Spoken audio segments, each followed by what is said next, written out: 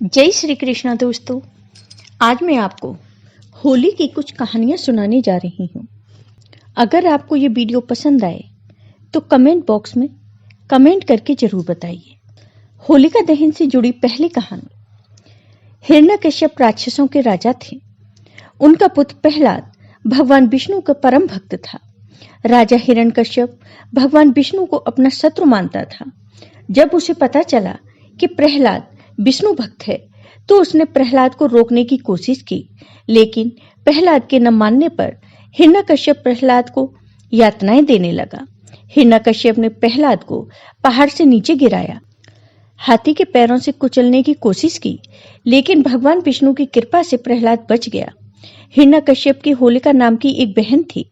उसे वरदान था कि वह अग्नि में नहीं जलेगी। हिरण्यकश्यप के कहने पर होलिका प्रहलाद को मारने के लिए अपनी गोद में बैठाकर आग में प्रवेश कर गई, किंतु भगवान विष्णु की कृपा से तब भी भक्त प्रहलाद बच गया और होलिका जल गई।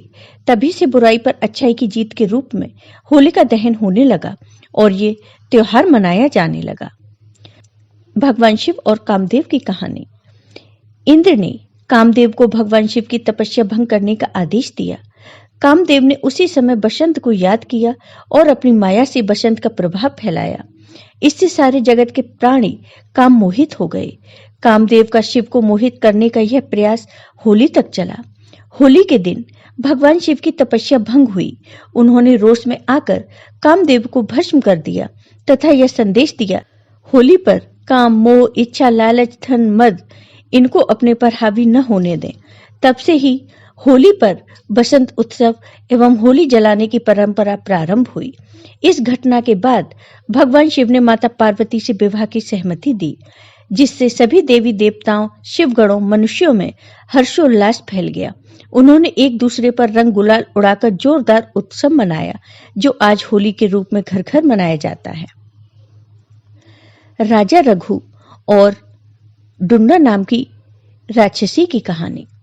राजा रघु के राज्य में डुंडा नाम की एक राक्षसी ने भगवान शिव से अमृत प्राप्त कर लोगों को, खासकर बच्चों को सताना शुरू कर दिया।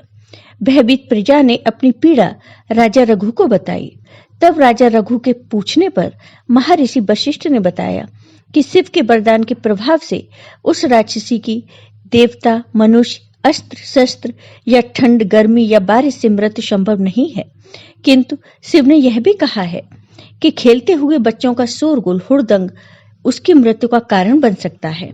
अतः ऋषि ने उपाय बताया कि फागुन पूर्णिमा का दिन शीत ऋतु की विदाई तथा ग्रीष्म ऋतु के आगमन का होता है। उस दिन सारे लोग एकत्र होकर आनंद और खुशी के साथ हंसें, नाचे, गाएं, तालियां बजाएं।